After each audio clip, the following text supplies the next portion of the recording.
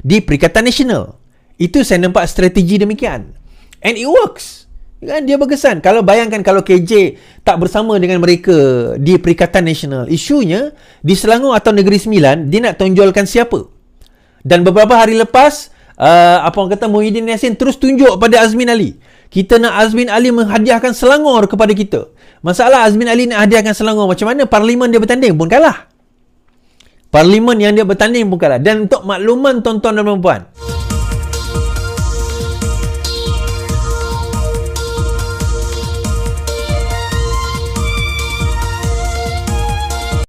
tekan butang subscribe, like dan aktifkan lonceng. Assalamualaikum warahmatullahi wabarakatuh. Selamat sejahtera, selamat malam, salam reformasi, salam perjuangan saya ucapkan kepada kawan-kawan yang menonton kita pada malam ini. Alhamdulillah, terima kasih kerana terus bersama dengan saya di YouTube, Facebook dan mendengar saya di TikTok sekarang ini. Terima kasih juga yang terus bersama dengan kita, yang share, yang like, yang subscribe. Minta maaf saya terlewat malam ni sebab saya baru selesai mesyuarat, baru habis meeting, baru jumpa orang tu, jumpa orang ni. Saya fikir macam tak nak live sebab saya ada kerja nak kena buat lepas ni. Tak tidur lagi ni tuan-tuan. Tapi yang penting kita nak kena selesaikan kerja kita dulu. Bila kita buat kerja, kita kena buat betul-betul. Jangan main-main. So itu yang paling penting kita kalau kita nak berjaya dalam kehidupan ni. Orang percaya pada kita. Betul tak? Jadi apabila orang percaya pada kita, maka menjadi tanggungjawab kita untuk memberikan yang terbaik. Tugasan kita yang terbaik. Itu insyaAllah. So malam ni saya akan bercerita tentang pendedahan Rafizi beberapa hari lagi akan merisaukan Perikatan Nasional. So apakah pendedahan tersebut? Okay. Perikatan Nasional biadab mahu buang ramai penjawat awam. Yang ni saya dah sebut 2-3 hari lepas. Tapi saya akan sebut sekali lagi.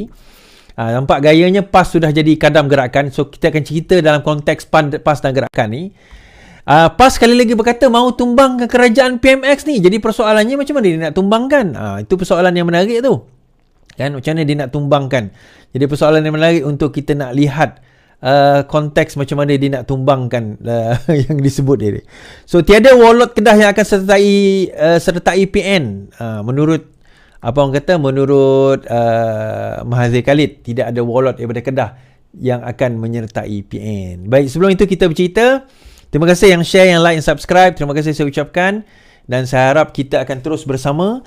InsyaAllah sampai, apa orang kata, sampai PRN ni selesai. Dan selepas itulah, bukan PRN saja. Selepas itu, insyaAllah kita akan ada. Alright. So, Walaon silakan masuk, silakan masuk. Komen Walaon ni apa dekat Facebook, YouTube kita ni. Slow sangat komen Walaon ni.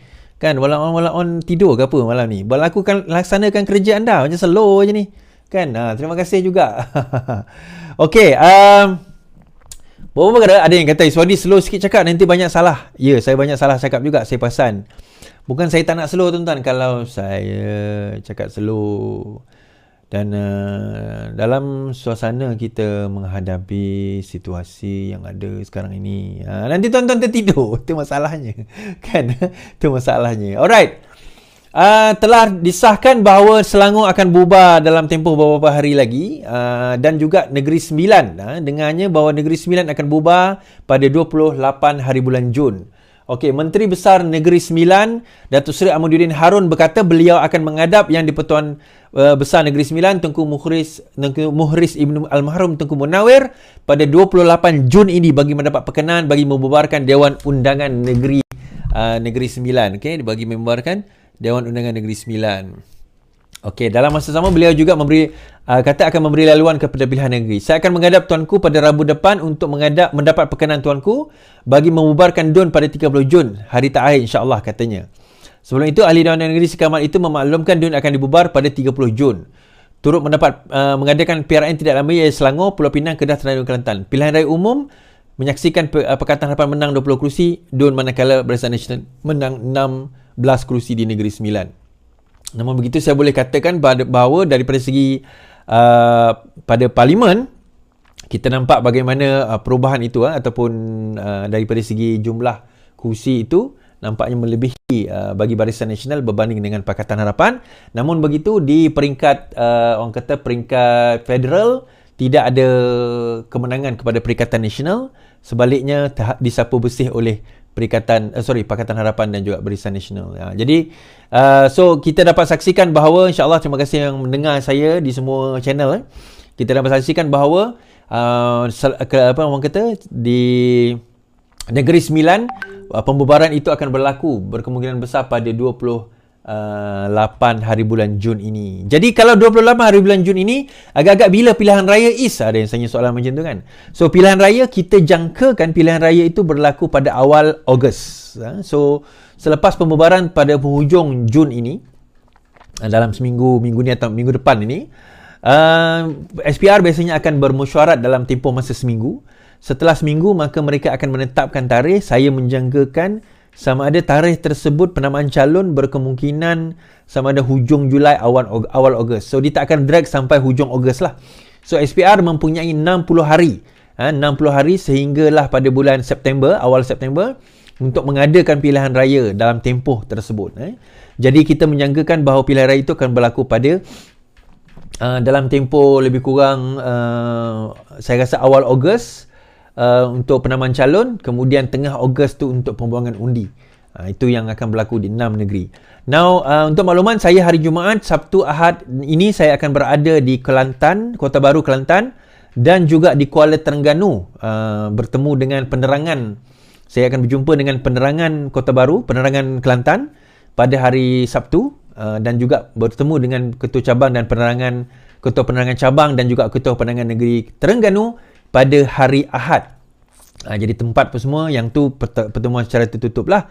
Namun begitu, kita tengah merancang program-program yang kita boleh lakukan di negeri-negeri tersebut. Menang kalah tu cerita lain. Yang penting jangan kita, orang dah amanahkan tugasan kepada kita, orang dah amanahkan tanggungjawab kepada kita, maka tanggungjawab kita adalah untuk memastikan bahawa kita streamline kan apa keperluan dan juga apa perkara yang kita nak lakukan itu sebagaimana yang diamanahkan kepada kita. Jadi kita harap tuan-tuan terus membantu kita, insya-Allah. Kalau paling kurang pun ada yang kata, Saudi macam mana nak membantu sebagainya, saya pandai menulis, saya pandai itu, saya pandai ini. Saya kata the only way kita boleh bantu adalah kalau sekiranya tak boleh bantu dengan cara lain, kalau tak boleh bantu dengan cara kewangan, kalau tak boleh bantu dengan cara orang kata tenaga dan sebagainya, share, like, subscribe macam saya selalu kata kan. Baik. Berkenaan kita pindah pula ke cerita warlord di Kedah. Cerita warlord di Kedah. Okey, tiada warlord UMNO Kedah akan sertai PN, kata Mahathir. Tiada warlord ataupun pemimpin utama UMNO Kedah yang akan menyertai PN sebelum pilihan raya negeri diadakan. Kata Mahathir, dakwaan kononnya ada pemimpin utama UMNO Kedah akan menyertai PN sebelum ini sekadar propaganda menjelang PRN yang akan diadakan setakat ini. Setakat ini tidak nampak, tidak ada di Kedah. Saya fikir mana-mana organisasi atau parti politik akan ada musim apabila ada yang keluar daripada parti atau dikenakan tindakan dan mereka membawa diri. Bukan saja UMNO pergi ke parti lain, tapi parti lain pergi ke UMNO pun ada juga. Contohnya bekas Setiausaha Majlis Syura Ulama PAS Muhammad Khairuddin Ahmad Razali yang menyertai Majlis Ulama UMNO katanya. Pada 12 Jun, Setiausaha Agung PN Hamzah Zainuddin dalam sidang medianya di lobi memaklumkan akan mengumumkan senarai 10 warlord UMNO yang disisihkan untuk menyertai mereka dalam masa yang terdekat. Seperti mana yang saya sebut hari itu, bahawa warlord ini kalau mereka pun menyertai Perikatan Nasional pun tidaklah merisaukan. Dia tidak mendatangkan satu kesan yang besar, tuan-tuan. Kerana apa? Kerana warlord yang dikatakan akan menyertai itu ada yang tidak bertanding pun di negeri yang bertanding. Kalau pun ada, contohnya seperti yang mengatakan ada daripada Johor dan sebagainya, mereka tidak bertanding pun negeri yang PRN yang akan mengadakan PRN. Itu yang pertama. Dan kemudian kalau sekiranya ada pun mereka masuk dikira sebagai warlord, itu mereka yang cakap. Tapi daripada segi pengikut sebenarnya tak ada. Dia tak ada pengikut. Saya boleh kata ada pengikut, contohnya Syahidan Kasim, Nur Omar, dua ni lah. Tapi dua-dua ni, terutama Syahidan Kasim dah memang kita tahu dah melompat dah. Nur Omar saya boleh kata dia ada pengikut. Tetapi yang lain, saya tak berapa nampak bahawa mereka ada pengikut. Termasuk KJ. Bila KJ keluar daripada UMNO, saya tak nampak dia bawa bersama dengan dia gerombolan pasukan yang besar yang memberi kemenangan kepada beliau. Jadi, saya tak nampak benda tu. Tapi dalam masa yang sama, ada yang bertanya kepada saya kan. Kan baru-baru ni gambar KJ berada dengan PMX bersama dengan Johari Ghani. Bagi saya, dia kata kenapa? Adakah ini KJ akan menggantikan Rafizi? Tak ada kena-mengena. Rafizi masa tu ada kerja lain sebagai seorang menteri. Pertemuan itu tidak membawa kepada apa-apa, tetapi dia membawa kepada kepada kerajaan perpaduan. Tetapi sebenarnya dia memberi satu signal kepada Perikatan Nasional. So signal apa tu Is? Signalnya adalah mudahnya sebegini. PN dok kata salah seorang warlord yang 10 itu adalah KJ. Salah seorang warlord yang 10 itu adalah KJ. Isu dia adalah kalau KJ berada bersama dengan Perdana Menteri Malaysia, bersama dengan Johari Ghani, bersama dengan Perdana Menteri Malaysia, soalannya bagaimana PN yakin bahawa KJ akan mengikuti PN? Malah pada awal Jun, awal bulan ini, KJ sendiri mengatakan berkemungkinan beliau berminat untuk nak membuka parti sendiri. So daripada situ, PN dah rasa terciduk sebenarnya. Dia punya sentimen nak mengatakan 10 warlord itu termasuk KJ nampaknya tidak berkesan. Walaupun KJ disisihkan daripada UMNO, tetapi nampak gaya Johari Ghani tak begitu menyisihkan KJ. Mungkin secara strateginya saya nampak sebegini. Dia nampak KJ ni boleh menjadi satu ancaman kepada UMNO kalau tidak dimanagekan secara betul.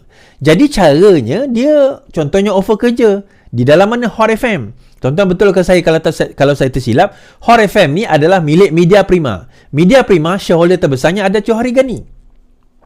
Dan dalam program bersama dengan PMX itu Johari Ghani ada dekat situ bersama dengan KJ. Jadi daripada situ kita nampak bahawa saya nampak effort Johari Ghani ni adalah untuk memastikan kalaupun KJ tidak bersama dengan kerajaan perpaduan ini, pastikan bahawa KJ tidak bersama dengan bersama dengan pembangkang di Perikatan Nasional. Itu saya nampak strategi demikian. And it works. Kan dia berkesan. Kalau bayangkan kalau KJ tak bersama dengan mereka di Perikatan Nasional, isunya di Selangor atau Negeri Sembilan dia nak tonjolkan siapa. Dan beberapa hari lepas Muhyiddin Yassin terus tunjuk pada Azmin Ali. Kita nak Azmin Ali menghadiahkan Selangor kepada kita. Masalah Azmin Ali nak hadiahkan Selangor, macam mana parlimen dia bertanding pun kalah. Parlimen yang dia bertanding pun kalah. Dan untuk makluman tuan-tuan dan puan-puan, ada satu skandal besar yang akan didedahkan berkenaan dengan Azmin tidak lama lagi. Dan saya pernah bawa cerita ni suatu masa dahulu. Tuan-tuan tunggulah benda itu berlaku. Satu skandal besar melibatkan Azmin yang melibatkan penyalahgunaan kuasa sebenarnya. Kan, penyalahgunaan kuasa yang melibatkan Azmin Ali.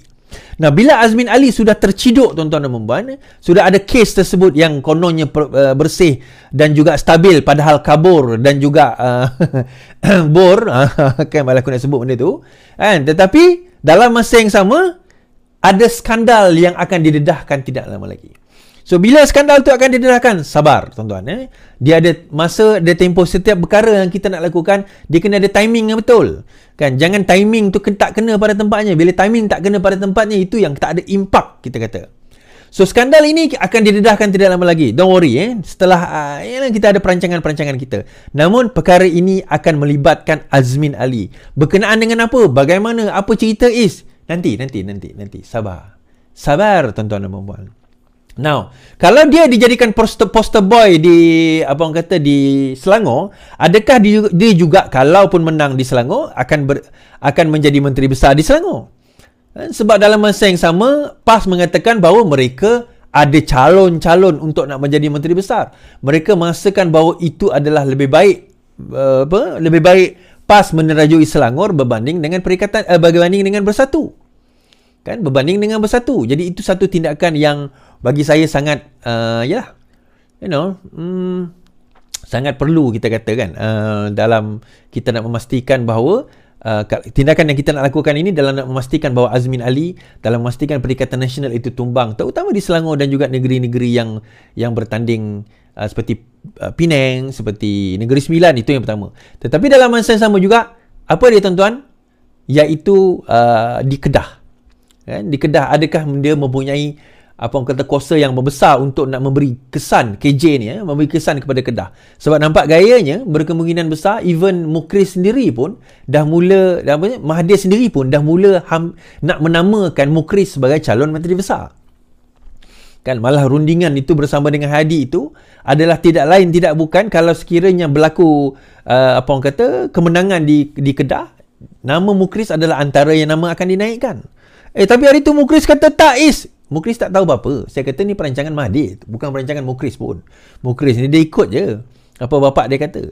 So itu KJ kalau kita tengok KJ sendiri berkata pada 20 Jun 20 hari ni KJ kekal tanpa parti buat sini tapi sokong PN pada PRN katanya.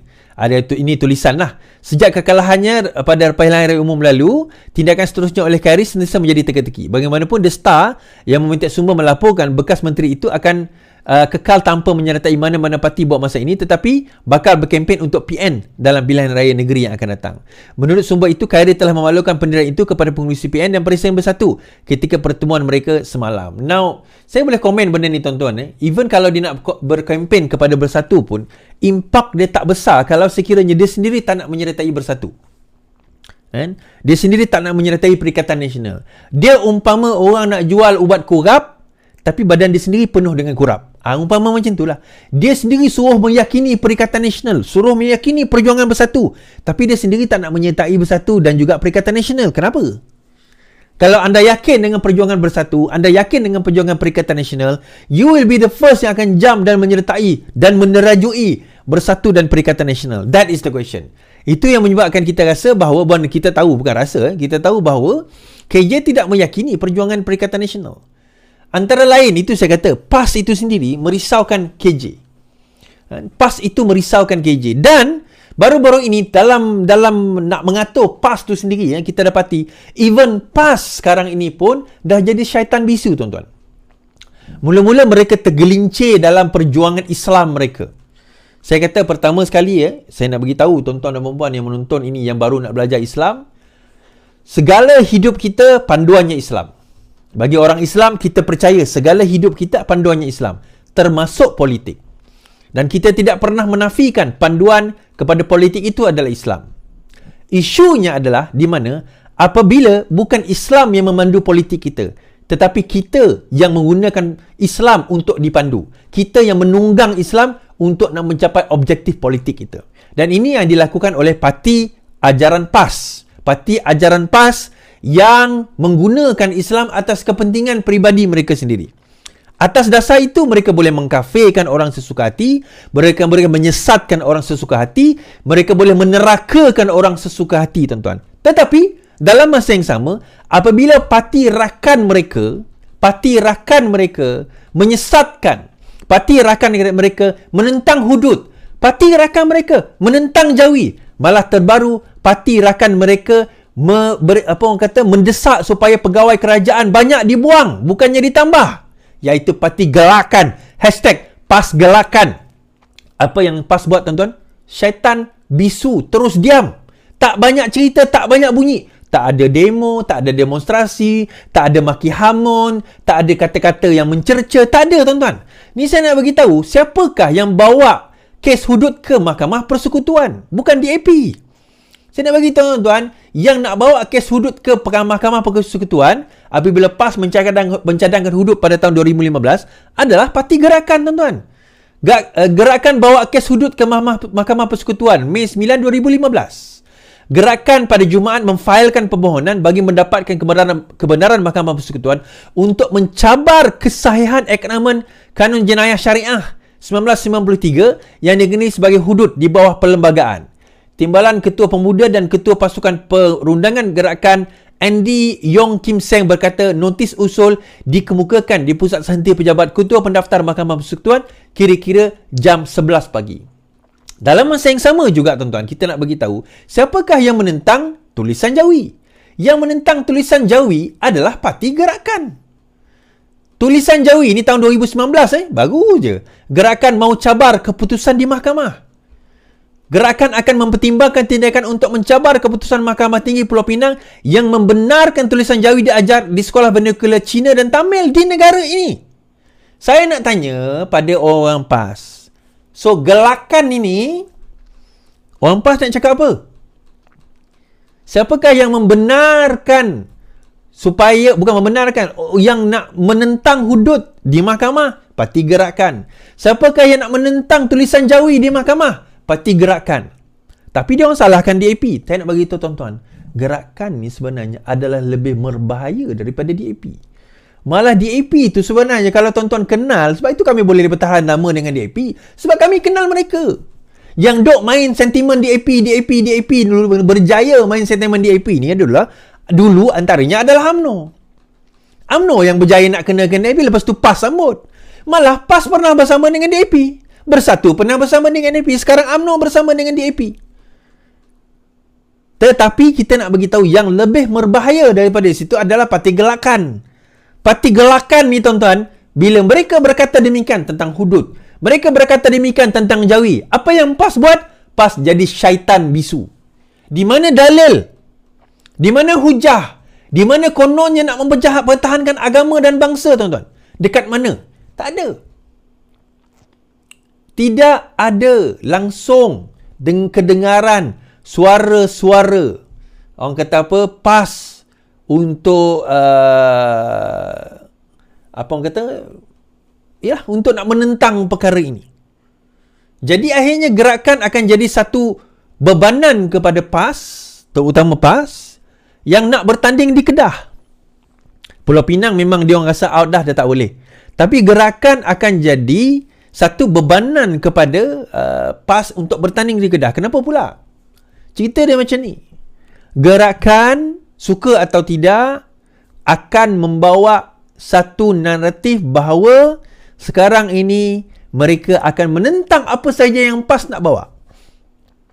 PAS tak boleh nafikan. Dia kata, oh tak ada, kita dah tundukkan gerakan. Baru-baru ini, tuan-tuan, saya nak cerita, siapa yang nak buang penjawat awam? Parti Gerakan.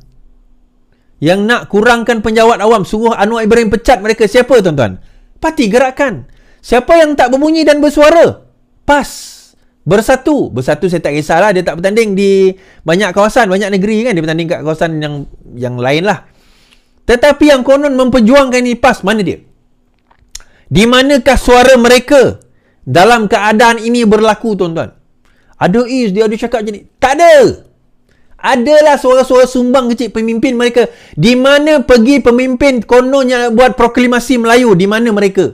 Tuan-tuan, saya nak bagi tahu, majoriti penjawat awam adalah orang Melayu. Di manakah Hadi? Di manakah Mahathir yang menandatangani proklamasi Melayu itu?